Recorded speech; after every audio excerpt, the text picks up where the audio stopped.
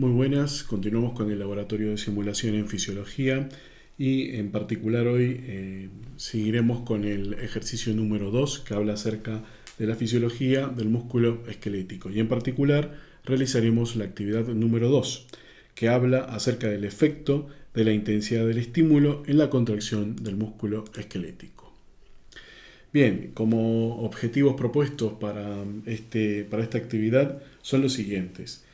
Comprender los conceptos neurona motora, contracción muscular, unidad motora, reclutamiento, intensidad, voltaje del estímulo, estímulo umbral y estímulo máximo.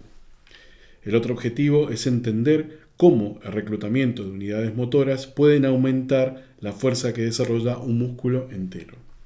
El siguiente es identificar el voltaje del estímulo umbral. El otro es observar el efecto del aumento del voltaje del estímulo en un músculo entero. Y por último, comprender cómo el aumento de voltaje del estímulo en un músculo aislado experimental mimetiza el reclutamiento de unidades motoras en el cuerpo. Muy bien, también siempre a modo de introducción para el tema nos refresca algunos conceptos y nos dice que un músculo esquelético produce tensión, también conocida como fuerza muscular, cuando recibe una estimulación nerviosa o eléctrica. La fuerza generada por un músculo entero refleja el número de unidades motoras que actúan en un momento dado. Una fuerte contracción muscular implica que muchas unidades motoras están activas y cada unidad motora desarrolla su máxima tensión o fuerza. Una contracción muscular débil implica que algunas unidades motoras están activadas, pero cada unidad motora activada desarrolla a sí misma su máxima tensión o fuerza. Aumentando el número de unidades motoras activas podemos conseguir un aumento de la fuerza en la contracción muscular. Este proceso se denomina reclutamiento de unidades motoras, que lo vamos a ver en la figura número 2.4. Entonces la figura muestra dos unidades motoras y la tensión generada a partir de ellas. La unidad motora X está conectada a 5 fibras musculares y genera la tensión de 5 si se activa sola. Si la unidad motora Y está conectada a otras 7 fibras y genera una tensión de 7 si se activa sola, vemos que aumenta. Y si ambas unidades motoras están activas, la tensión será igual a 12, de 12 fibras. Entonces vemos que aumenta. Entonces estas unidades motoras, como podemos ver, va a depender si somos capaces de activar una o dos o muchas más de estas unidades motoras y con eso podremos obtener más tensión. Muy bien, independientemente del número de unidades motoras activadas, la contracción que se consigue en un músculo esquelético entero se denomina contracción muscular. El registro de una contracción muscular, recordemos que se divide en 3 fases: el periodo de latencia, la fase de contracción y la fase de relajación, como podemos ver en el gráfico que vimos en el video anterior.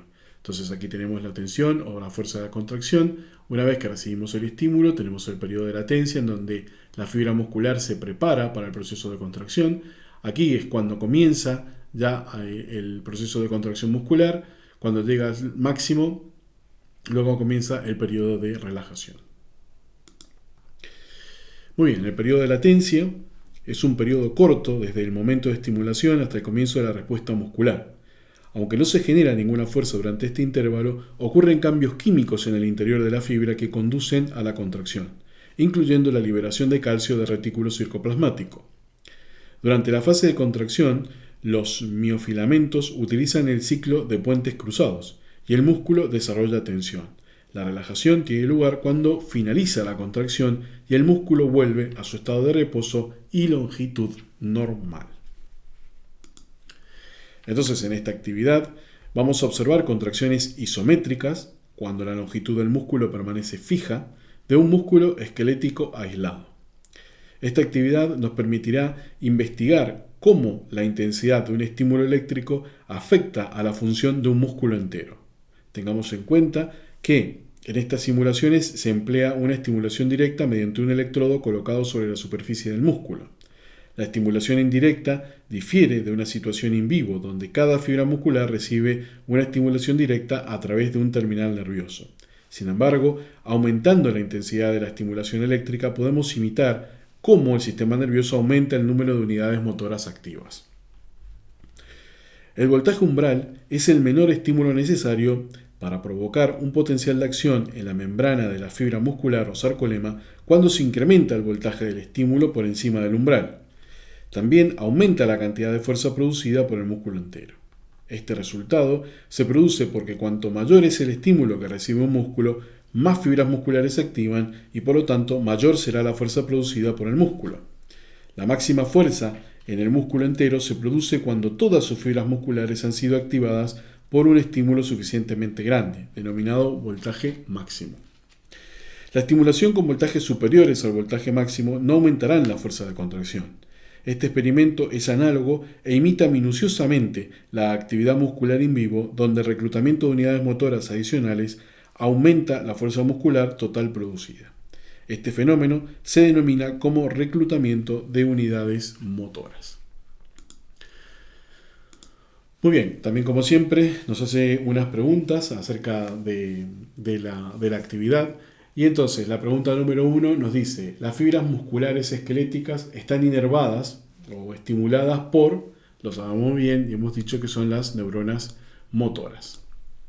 Muy bien, la pregunta número 2 nos dice que un solo potencial de acción que se propaga por un axón motor da como resultado, sabemos que va a ser un evento contráctil en las fibras musculares que inervará. La pregunta número 3 dice que en el músculo esquelético en reposo, el calcio se almacena en, eso ya lo sabemos por biología celular, que es en el retículo sarcoplasmático.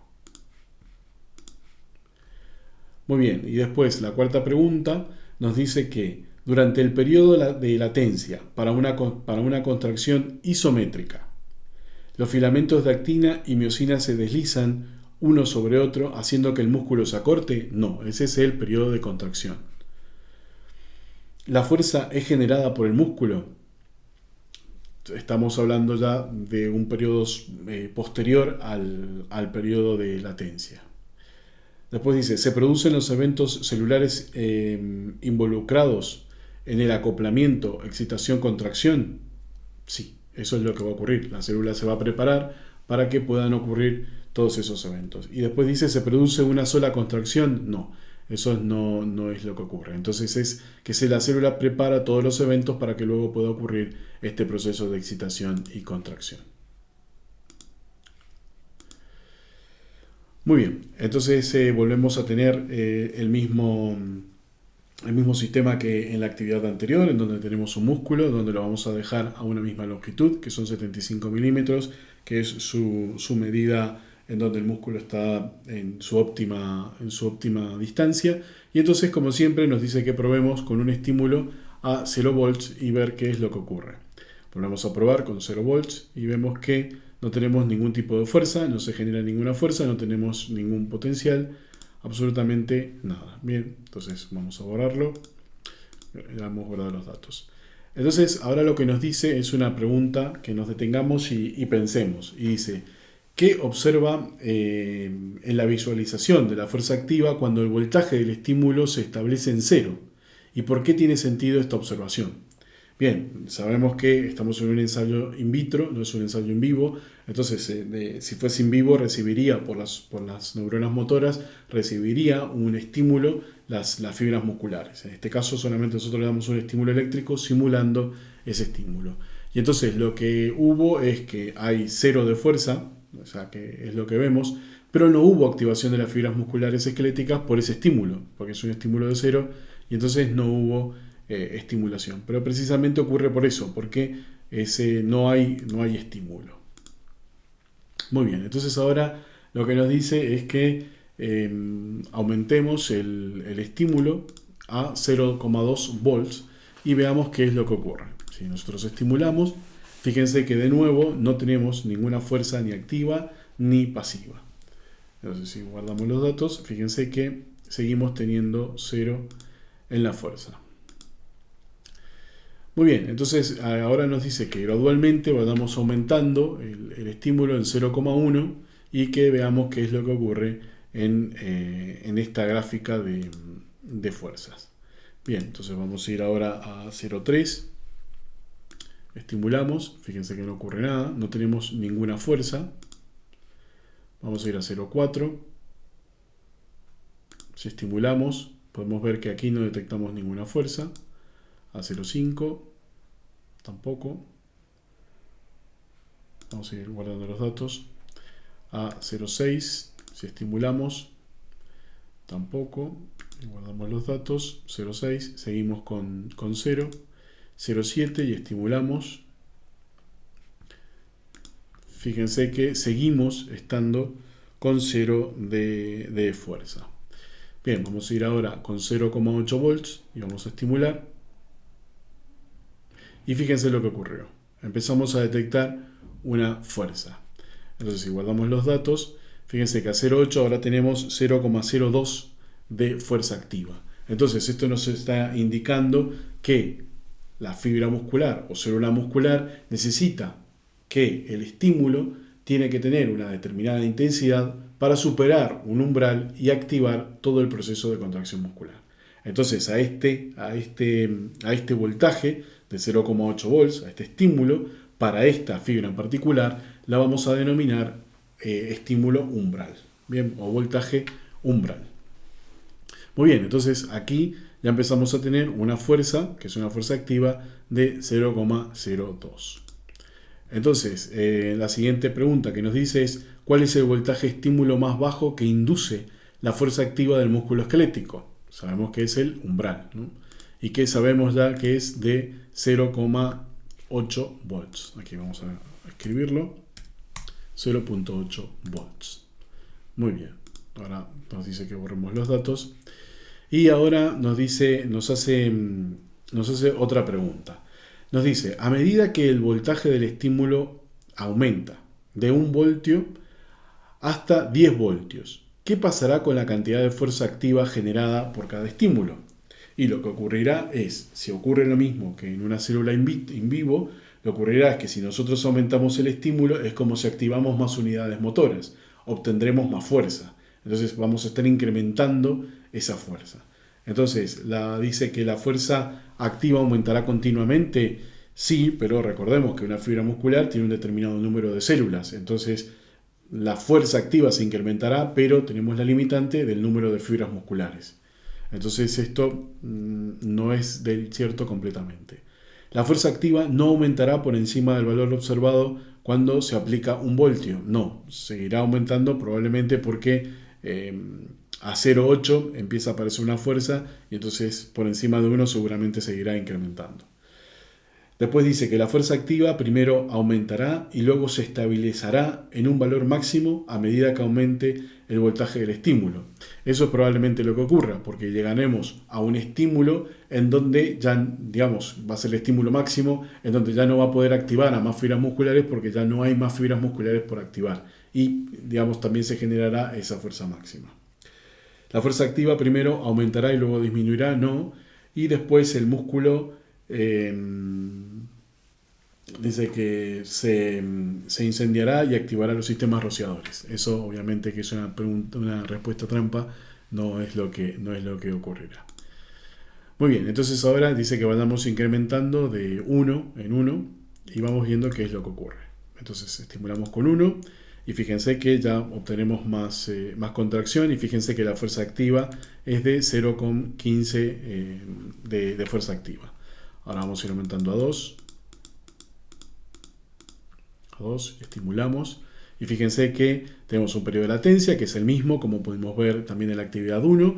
Y aquí aumenta esa fuerza activa ya a 0,66. O sea que vamos viendo que esta fuerza, como predijimos, va aumentando. Ahora vamos a ir a 3. A 3 volts de estímulo. Fíjense que sigue aumentando la fuerza. Tenemos una fuerza ya de 1,04. Si vamos a 4 y estimulamos, seguimos viendo un aumento en la fuerza que equivaldría a que estamos activando a más unidades motoras. A 5. Estimulamos. Fíjense que sigue aumentando esa fuerza ya a 1,51. Seguimos aumentando a 6. Y estimulamos. Vemos que seguimos aumentando a 1,65, a 7. Estimulamos. Seguimos viendo un aumento, 1,74, a 8. Estimulamos y vemos que llegamos a una fuerza de 1,81. Fíjense que los aumentos cada vez han ido siendo menores, a pesar de que nosotros vamos aumentando el estímulo. Y esto se debe a que estamos ya activando a casi todas las fibras musculares. Entonces, al activar todas, ya tener un máximo de fibras musculares, no vamos a poder generar mucha más fuerza. Entonces, lo que estamos haciendo, estamos ya llegando a un límite de estímulo y que se nos están activando todas las células y por ende llegamos también a un máximo de fuerza. Entonces, aquí lo que vamos a hacer ahora es, en vez de incrementar de 1 en 1, incrementaremos de 0,5 volts y ver qué es lo que está ocurriendo con la fuerza generada. Bien, entonces fíjense que no hay mayor diferencia y ya tenemos, por ejemplo, 1,82.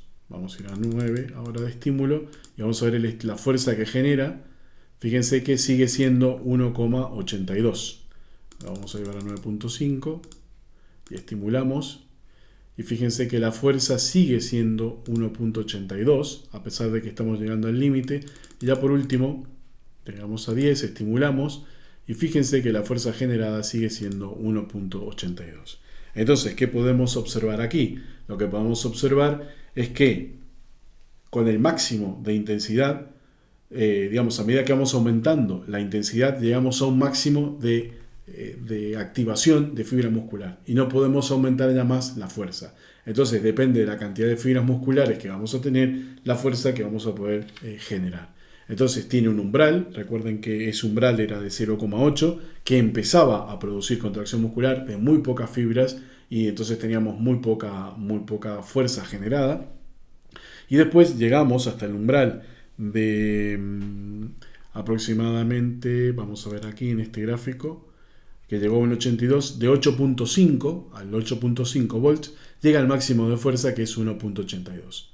Entonces, allí nosotros podemos decir que tenemos el voltaje máximo o la estimulación máxima para esta fibra muscular. Bien, guardamos los datos. Sí, esto ya lo hicimos, esto también, y entonces ahora nos pregunta cuál es el máximo, y entonces dijimos que era 8,5 volts, que es el máximo. Entonces el umbral es 0,8 cuando empieza la contracción, y digamos ya la contracción máxima o el estímulo máximo para la contracción máxima es de 8,5 volts. Entonces con eso hemos terminado esta actividad y espero que hayan entendido correctamente el efecto digamos, de la intensidad del estímulo en la contracción del músculo esquelético, que tiene que tener un mínimo y un máximo para que ocurra en este fenómeno de la contracción. Muchas gracias.